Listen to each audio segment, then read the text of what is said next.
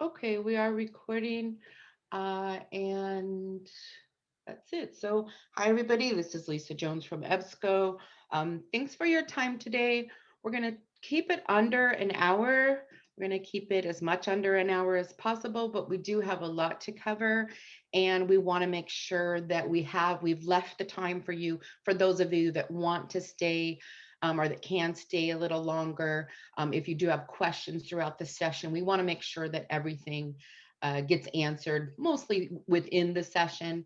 It's helpful when you ask questions because a lot of other people maybe have those same, interests, and it can all be resolved here, and then we can all go away with that information. We are here to learn today, so thank you for your focus. And I have about 1 minute of a PowerPoint. Let's go ahead and move this along here. Hi, here I am, and I am joined today with my colleague, Shayna. Go ahead and introduce yourself. Hello, everyone. This is Shayna Ashford Viala, and I am an EBSCO training specialist. I work with Lisa. Been working with her for a while. Left for a brief stint, but I am back. My background is in educational technology. I've been in this industry for a number of years, coming to EBSCO via the Learning Express acquisition a few years ago. And I have been doing training for a while. So I've been training on Google Suite, EBSCO products, Learning Express products. My background prior to educational technology is as a teacher. I live in New York, and I used to be a New York City public school teacher, elementary. So that's me. I'll hand it over to Lisa. Okay, thanks. And the reason why you have two of us today, so I already said, I mean, a lot of you I'm familiar with already, but I've been working for EBSCO for a long time. Oklahoma has been my state as a trainer for a long time. Then I got moved away from that. I'm still doing training, but most of my training is more in the back end now. And then the reason why you have two of us today is that we're just kind of tag teaming, and we'll tag team. We have future sessions for Oklahoma too for you guys. And we'll be tag teaming for a little while, but then eventually Shane is gonna kind of take the full reins, So that's why you have us both today. So I feel pretty lucky to have someone helping me today. Usually I don't, and hopefully she feels the same. All right, so let's go to the next. So we're going to keep it really simple today. We're basically going to just start with, what do you have available to you on your online library page, which is the Digital Prairie OK.net page, right? So, what do you have there? Um, how best to navigate that, like in your mind, like, well, when would I go here, when would I go there? And then we'll do some sample searches. We'll definitely talk about the content too. I think it's important for you to know about the content that you have, and you have a lot of really, really good resources. And we already know that, last year was kind of a huge change for libraries as far as how we're servicing our patrons, right?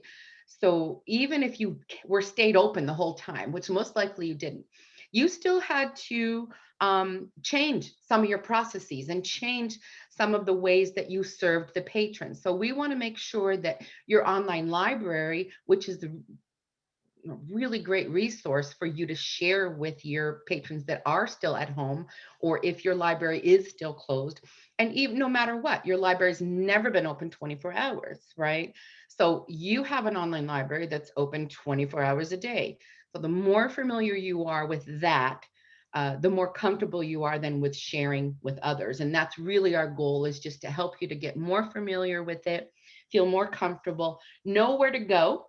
Just like you know where to go in your building, we want to know, we want to help you to understand, if I have something that's age specific, well, where do I go? If I have something subject specific, what would I do then? And then just kind of multidisciplinary or multi-use, what are those areas? And we want questions throughout the session. We'll be using sample searches within a few areas, and then the questions. And I think then we're ready to go live then.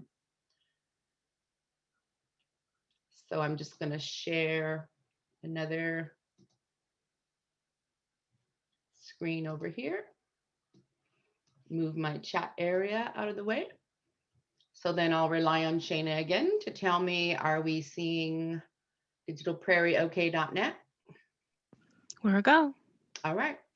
So this is your starting point. Now, I know a lot of you, if you're in larger libraries, you have your own pages that you're starting from, but you should have, you do have the same resources. So we're just talking about basically what resources do you have, no matter how you get to them, you're all sharing a lot of the same resources, okay? So when I look at this page, I do see that right up front, I have some age groups. So like I have this K-12 area here. So this would be kind of my homework help area. I have something that's possibly then for geared more towards teachers. I can look at that. Then I have more subject specific. So I have some health resources here. I have kind of a multidisciplinary or search all here. And I can also go down and then see specific subject or topic areas too. Okay. So you should all have access to these on your own library pages too. So let's talk a little bit about the content of what we're searching before we go in and do a search. And the easiest way for me to do that is just to kind of go through a few of your key resources. So what I did is I say, well, what's going on in Oklahoma? What do they have that's, really that has a lot of resources in it? So I look behind and I have just these pages here. So number one, you have a database called master file. Now, basically, databases are just holders of ebooks, they're holders of magazines and journals and trade journals. They're holders of newspapers and they're holders of videos. So, really, what we're looking at is just everything that you have on the shelves in your library, you're looking at it also online. One of your big resources that is just a multidisciplinary resource is called Masterfile. And just looking at this bullet point right here, that's all I want you to really focus on is just within this one resource, you have over 1,500 magazines and journals. And this is going to be where a magazine like Consumer Reports live. This is going to be where things like Money Magazine lives. And remember, if we're talking about a multidisciplinary database and also a database that serves age 0 through 99, you're also talking about a lot of younger resources like Scholastics, all of those Scholastic magazines, Highlights magazine. So you're looking at things here that are going to be some academic materials in here, so college level material, or adult level, along with then grade level too. So lots and lots of things, reference books, primary source documents, and then photos, maps, and flags. That's one thing we're searching. Another key thing that you have available to you, and a lot of times when people are looking for current events, they're looking to search things that are maybe updated on daily. A lot of these resources that you get from us are updated daily. So let's say, for instance, I'm looking at resources that are coming from a newspaper database. It's called Newspaper Source. And we're going to go and search these in a minute. But in your newspaper source database, this is updated nightly. This is where USA Today lives. So if you're thinking about, well, hey, the USA Today, we used to get that every day. Users would grab it and take it and go read it. Well, you have that available to you online here. So lots of international and local newspapers here too, or regional. And then you have a lot of then other transcripts and things like that within this one resource. This resource is called Newspaper Source, right? Now remember, use the chat if you can, find the chat area. Let me move this in for Zoom, and then do chat any questions, or if you need something clarified, let me know, okay? So again, we're just talking about content, and this is just one resource that you have available to you. Let's talk a little bit more about the other resources you have. I'm just going to look at hobbies and crafts. So when I say, oh, hey, you have Hobbies and Crafts Reference Center, what does that mean? Well, it means that you have resources in a huge bucket that is named Hobbies and Crafts. And what it includes is over 1,800 magazines and books that have only things to do with, the subject of hobbies and crafts, right? This is one of your databases that you actually also have videos. So the reference centers that you have Legal Information Reference Center, you have Small Business, you have Hobbies and Crafts, you have Home Improvement. All of those have videos in them. A lot of your other resources don't have that kind of those videos available, but here I have a lot of videos available. I have hobby profiles, and then things like, if you think about hobbies, well, cooking is a hobby, so I'm going to have recipes and so on. And then remember, any children's librarians that are in here, a lot of your fun kids crafts things you can find in the Hobbies and Crafts database. All right. So not only showing this to your patrons, but using it yourself when you're doing programming. Let me just look at this really quickly. So the same thing, Legal Information Reference Center, one big bucket of materials, 310 publications there. Forms are in there, legal forms. So you're looking at this one resource. You're only going to pull this out of your pocket when you need it, but know that it's there. Okay. And the same with small business. We're going to look at these, but I want you to get an idea of the amount of resources that when we open up one thing, the amount of resources that we're actually searching. All right. So don't see any questions. I'm just going to go right back here, and let's go ahead and start in this Public Library Explorer. Okay. So you have Public Library Explorer, you have these other elementary and middle school and high school. Anything that says Explorer means that you're actually searching multiple databases or multiple databases at the same time. I don't have to pick and choose what databases I'm searching. I'm basically searching stuff here that's only good for the elementary school student. Here, same thing, same thing. We're going to choose public, which is going to be the broadest explorer that we choose, okay? And since I'm not in Oklahoma, if I'm in Oklahoma, everyone that chooses this should be passed right through. Okay. That's called geolocation. So they should be able to just access it without any kind of authentication. Since I'm not in Oklahoma, I have this backdoor way to get to it.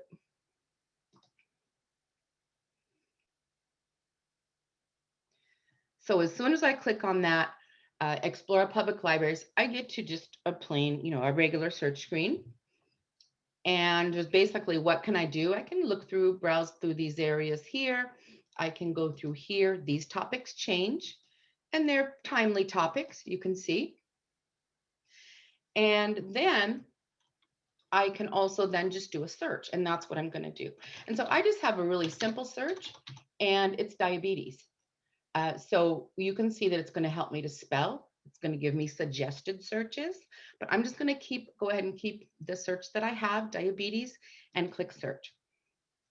And remember, I'm searching a couple different databases here, not just one. So I'm searching thousands of magazines, popular magazines, plus academic journals and magazines. I'm also searching trade magazines. I'm searching books, and I'm also searching newspapers. So all at one time, I'm searching all of those things. And already the system wants to get me to the most relevant information. If I have a topic overview, this is going to be out of an encyclopedia. So this is my point of starting point of research. So this is a citable point. If I do, instead of going to Wikipedia or something, this actually is going to help me to understand my topic. And then I start to see the items that are listed in the result list that are then going to get me additional information on my topic. And pretty easily, you can see already that I have a couple ebooks here. So I'm like, whoa, I didn't know there was ebooks in here, and they're fairly recent, right? And these, if you see ebooks in here, this is going to be unlimited ebooks. So what does that mean? That means that all of us right now in this, in this class could come in, do the same search of diabetes, click on this PDF, and it's all going to open for us. So unlimited ebooks, everyone in the whole state is going to be able to access these resources. It's never going to be checked out, right, to someone. It's available to me for me to read right here online. So I'll click into one of these before we get out of here, but let's scroll down on the list and see what else we can do or what else we have.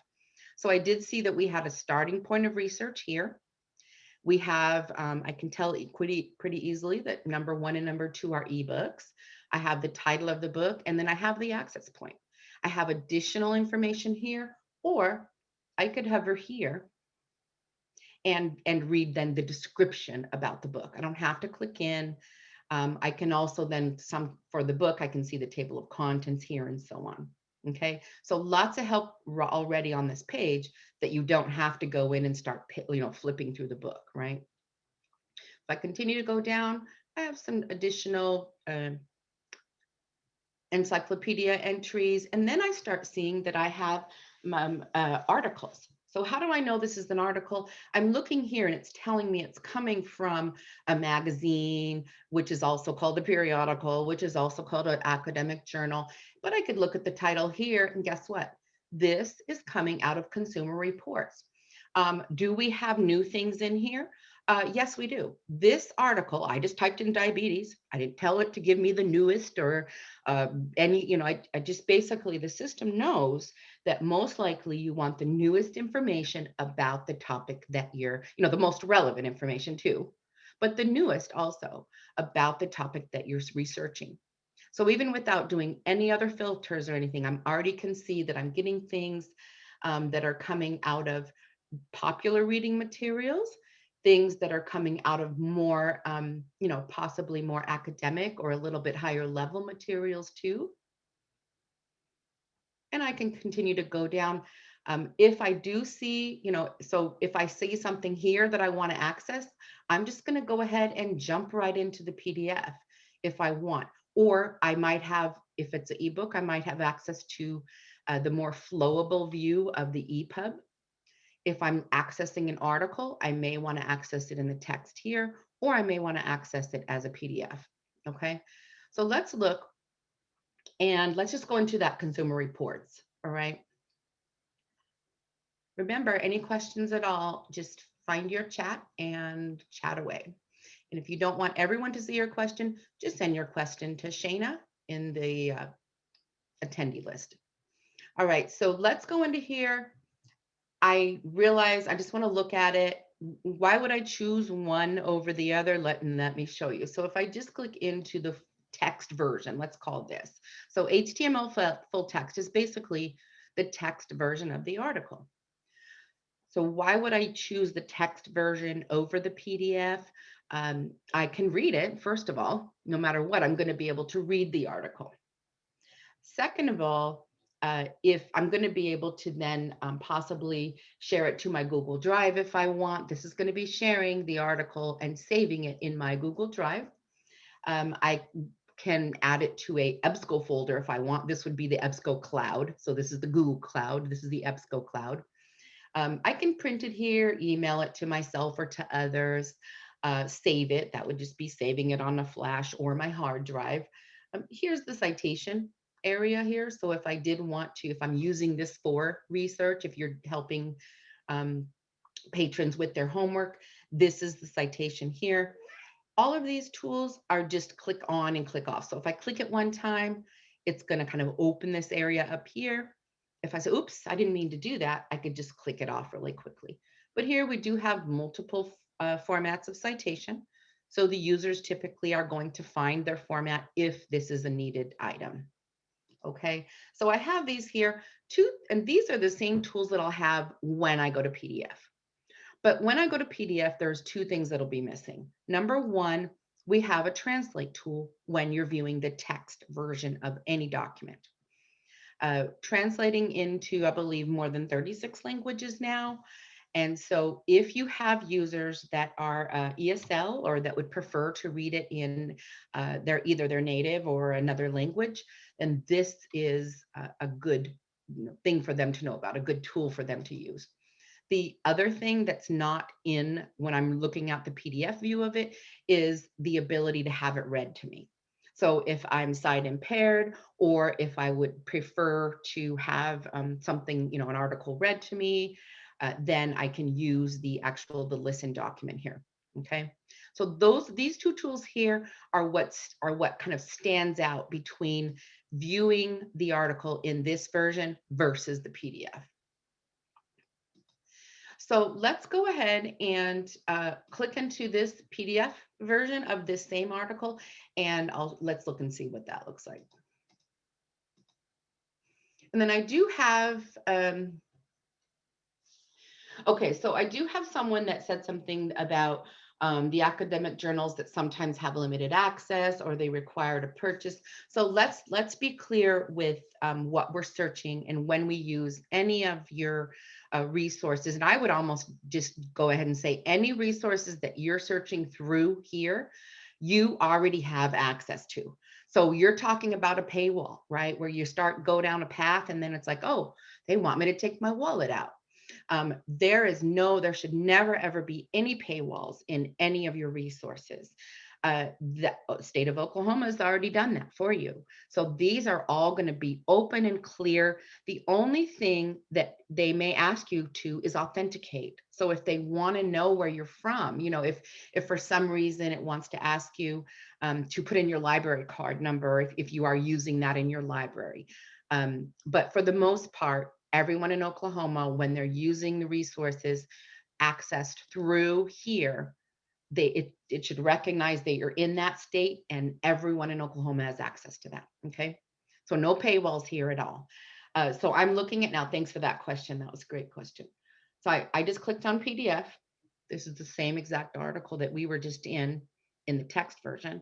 But now you can see it's just as if I opened the magazine on this page, and now I'm going to read the magazine, read it as it's laid out in the magazine. So this is something that if I do want to print it, most likely I'm going to print this version, right? Because it's just, if I'm going to share it, I'm going to print this, I'm going to use this version. I'm able to read it all here online. And I also have then these same tools over here. So that's why I went into the tools, because these tools actually will follow you in every other search and every other area that we go into. These tools and these same behaviors are all the same. So once you learn about you learn how to use Explora, you'll know how to use the other resources, the reference centers and so on. The tools are the same. My Google tools, my print tools, my reading tools, my citation tools, and so on. The one thing that's unique when you do open up a PDF in any of in any EBSCO resources is I've actually just opened up the magazine to the article that I want to read. But it actually shows me then, well, hey, I'm in the full consumer reports from January. And we already know there's multiple articles in consumer reports. So if I wanted to browse more now that I'm in there, I'm like, oh, well, let me see what other articles they have in here. So I'm just going to kind of click around and then I can see that I have articles about the smart home toolkit. I have something about snow blowers. I can move around here to see what other articles are in this version or, this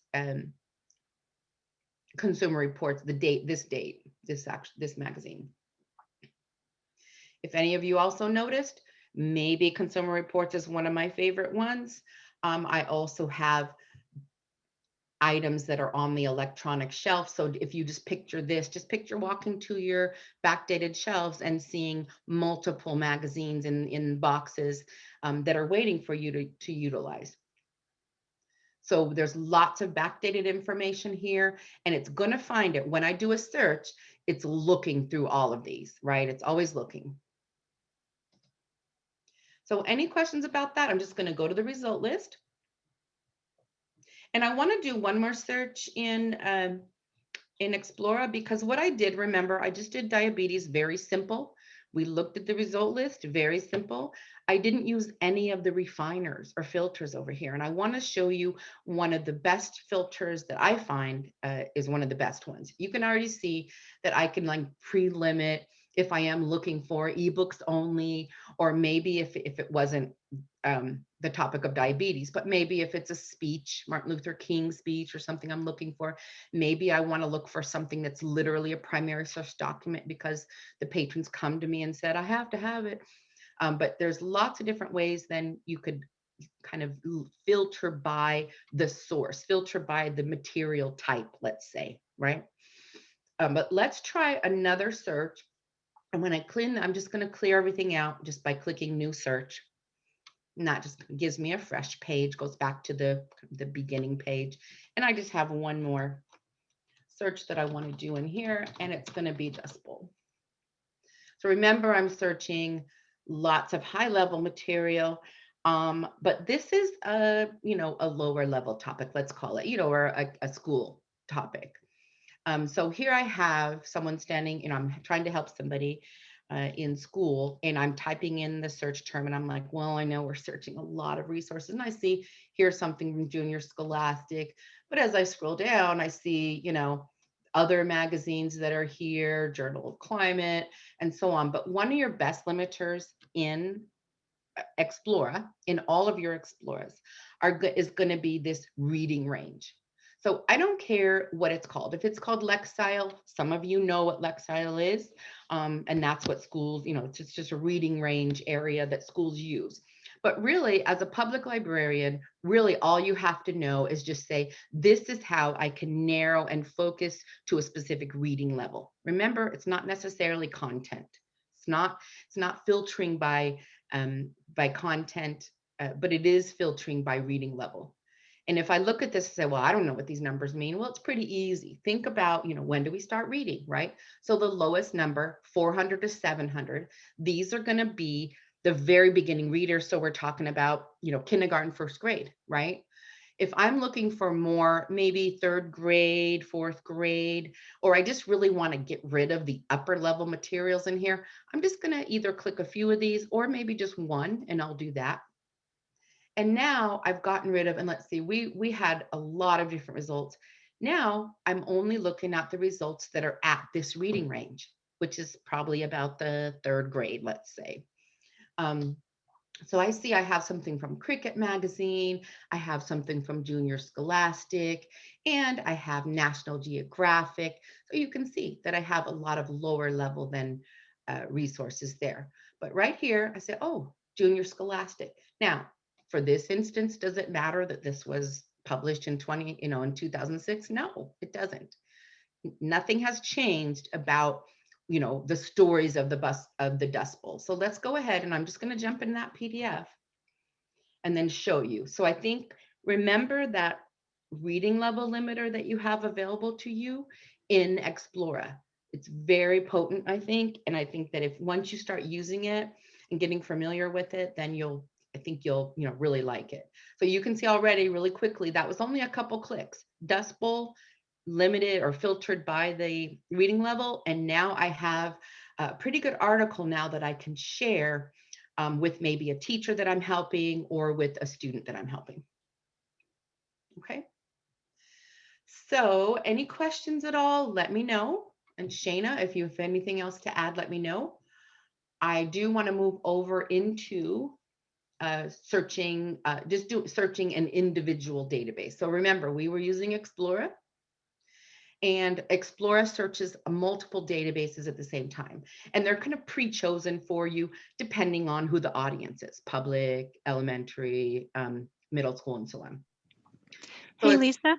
uh-huh. When we were showing the HTML version of the article, Mm-hmm. I'm not sure if they're aware of um, the text to speech option when you're viewing HTML. Is Oh, that yeah. still So, available? Yeah. yeah. So there it is there. Anytime I'm in any HTML article, I do have those extra resource or those extra tools there for me. Thanks, Shayna. That's my Okay, so favorite. is it?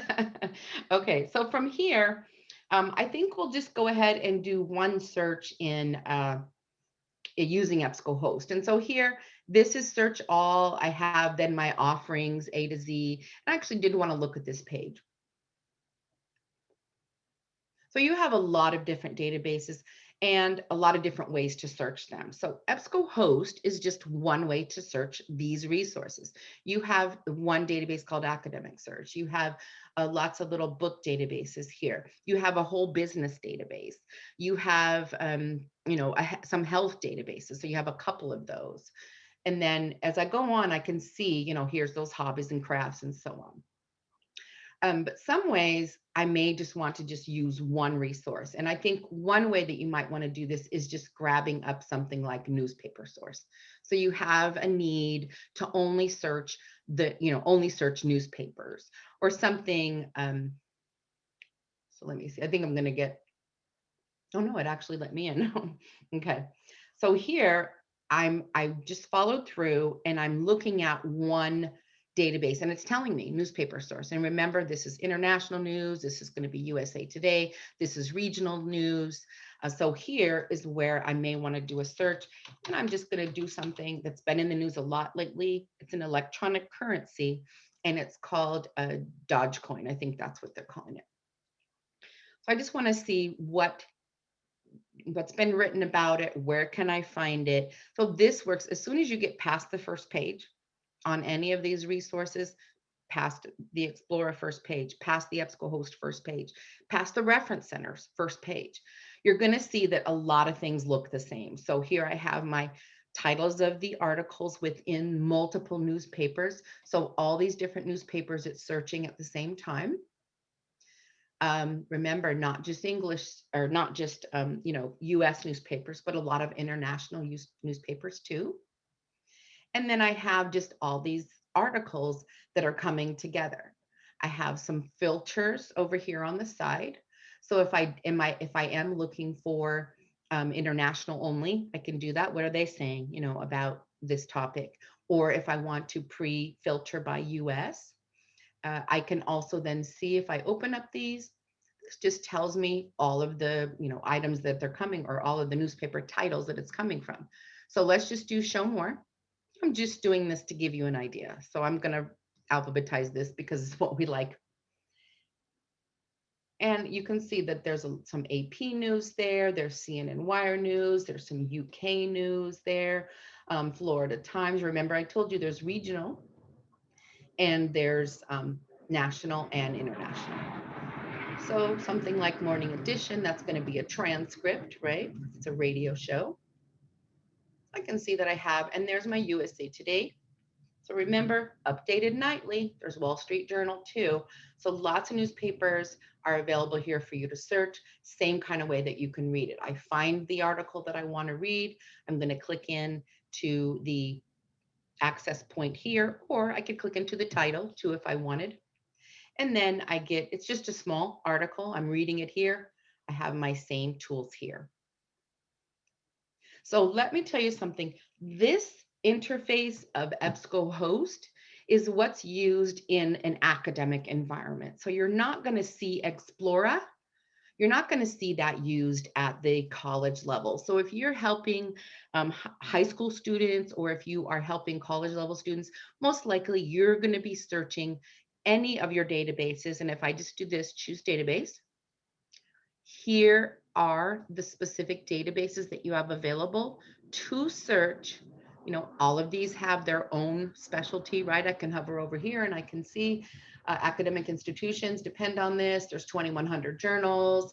So I can easily kind of see what's going to be the best thing to help that user. Maybe I'm doing some business searching and I want to do that. I'm going to get out of newspaper source and click my business source only. If you look at that, that's going to have 1,000 business publications. So that's going to be like Money Magazine and Entrepreneur Magazine and Inc. So things like that, a lot of popular reading, and then things like the Journal of Management and more trade journals and business journals. So lots of different ways I can search, and this interface then is the more adult or academic search. And I just changed, let's keep that same search in there. Now I'm not searching newspapers anymore because I'm searching here. And now I'm getting things from, Forbes and getting things from Bloomberg. And I can see I'm going to have different things here, American Banker magazine, and lots of different magazines I'm looking at here, Economist and eWeek, and things that you might even have on your shelf, So remember that. And when I mean shelf, I mean your paper shelf. You definitely have them on your electronic shelf because here they are. So EBSCO host works very much the same way as Explora. depending on what you choose to search. Okay, it's a little bit more flexible on what you can actually choose to put behind it. All right, so let's go back. Any questions specifically about anything that we've already talked about? Let me know. We are going into the last couple searches, and then we're going to be done. So let's look. What I want to do is I just want to give you a really quick view into Legal Information Reference Center, hobbies and crafts, and small business. Okay, let's just really quickly look at those. We'll be done. So let's start with we'll start with legal information, and I don't know if it's letting me in here, but I guess it is. Oh, it's not what I want.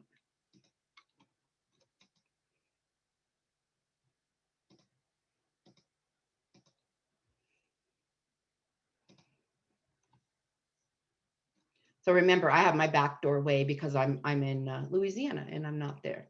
So my backdoor way, we're going to go into Legal Information Reference Center. So your Legal Information Reference Center, when I first go in like this, I have a lot of browsable features. I can see that I can browse by certain categories.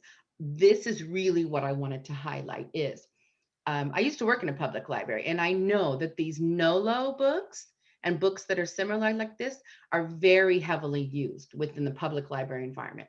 Now, all of these that you see here, you have access to all of these online, from the front page to, to the back page. So you have the full book is here.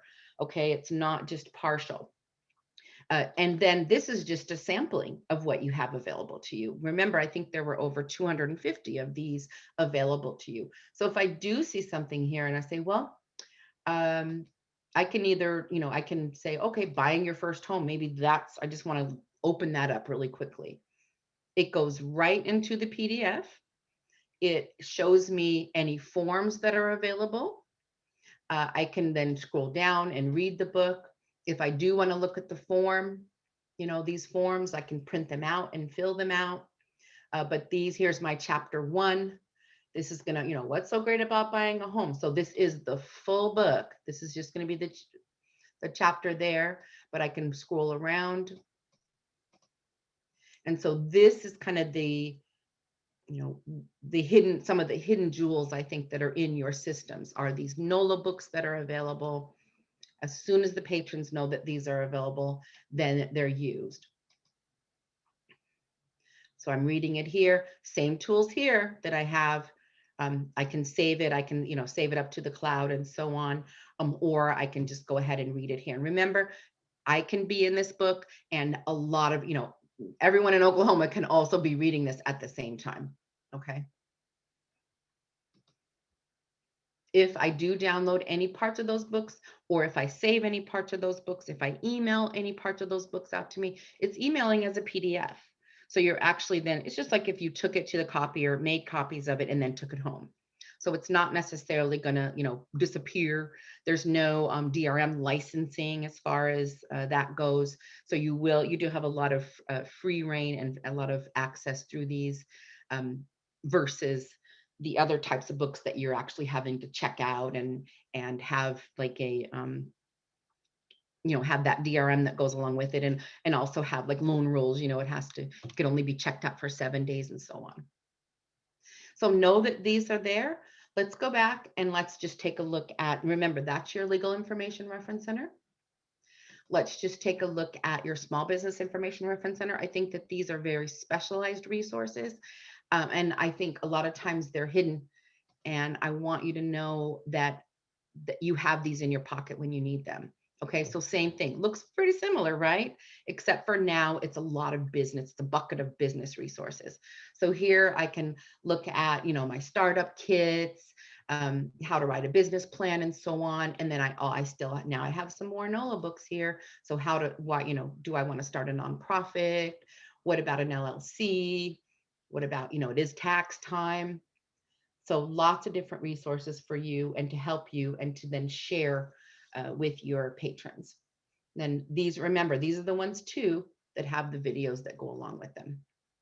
So I really think that just you knowing that you have these, go in and start to investigate, get familiar with this, ask questions about it, to to the state of Oklahoma, or even to EBSCO. What more do you want to know about it?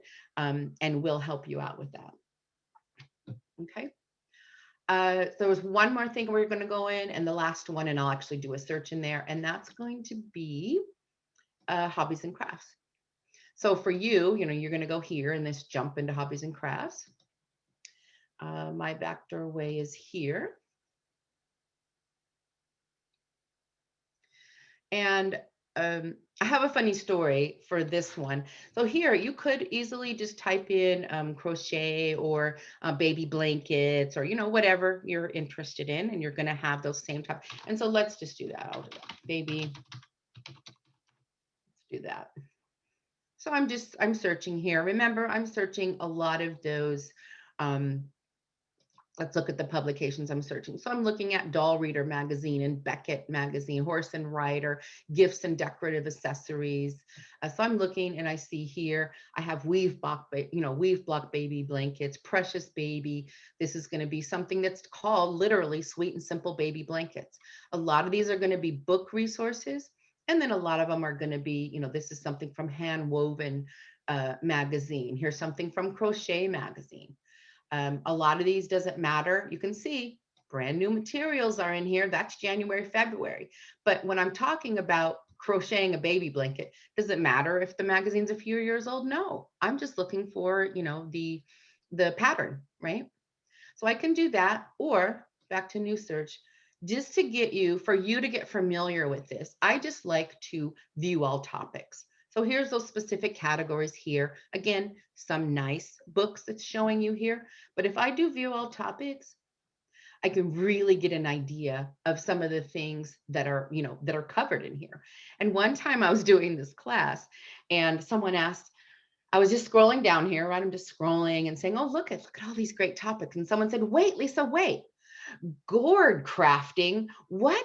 He said, I just had that question last week and I couldn't find anything. And so I was so happy to be able to say, oh yes, of course, gourd crafting. Clicking on any of those just does a search within the system. And then you can see that we have then information, books about gourd crafting. Here's the art of woodworking. Here's actually pictures then that go along with it.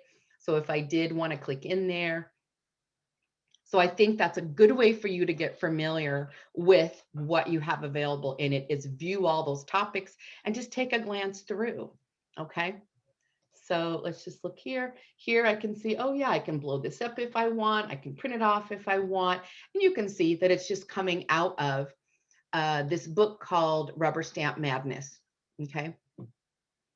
That's what it is. Or actually, I think it's a journal, because here's choose another issue. So it's actually a magazine called Rubber Stamp Madness. All right, I think I'm pretty close to being done here. I'm waiting for any questions. And I do have some people saying, hey, my screen's not looking like yours. So what I want to tell you is, yes, I do have time to talk after, but so I'm in a library, I have my own web pages, right? And when I click on my links, I'm not, I believe this is what's going on is you're not using this page to access these resources. You're using your own web pages. When you go from your web pages, you don't get the exact, you don't get this view. Hold on. You don't get this view, right? You probably get this view. And all that is just a URL change. So what we're talking about is searching a database, and searching the database using EBSCOhost, which is here, or using this interface, which is here. So this is a more visual interface. Anytime that we can point users to something that's more visual, we already know it's better. Okay. Sometimes you can't. You just have, you don't have a choice. But when you do have a choice, that's going to be here. And then that kind of leads me to, we are going to do some future trainings. We're still here. We're still hanging out, but If you haven't already signed up for future trainings, you signed up for this one, so you obviously know how to get here. But we do have like this admin overview that will cover some of the choices that you have, what I just talked about, which is, hey, Lisa, mine doesn't work that way, or what about this URL? What about putting a search box on our homepage? Things like that. So definitely sign up for the admin if you haven't already done so. And then look here. So I know a lot of you are from public library now. If you are, if you are doing reference for anyone that you have to help with homework, please join us there. And then we're going to go super deep into searching. We barely touched the surface on searching. You got a little bit of a nugget today. But if you want to know more about searching, creating folders, sharing, creating even links or whatever, we'll look at it in there. Okay. So let's go back and I will see. Just go back to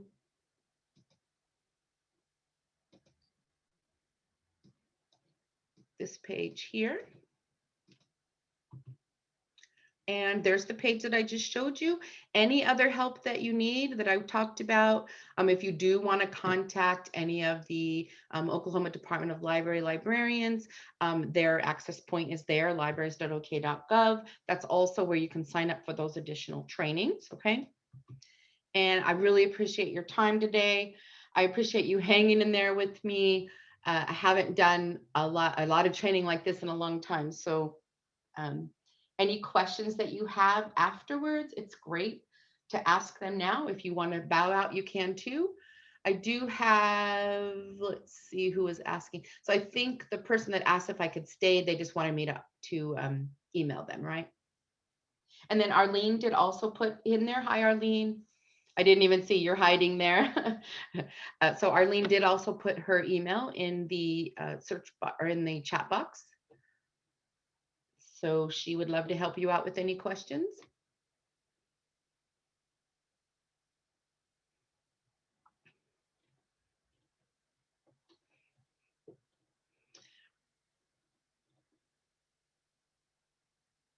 And everybody else, if you want to bow out, have a great day. There was a question in the chat about the recording being made available. Yes, I believe that Arlene will be making that recording available on the website at some point. Yes, Arlene says that. Yeah. Okay.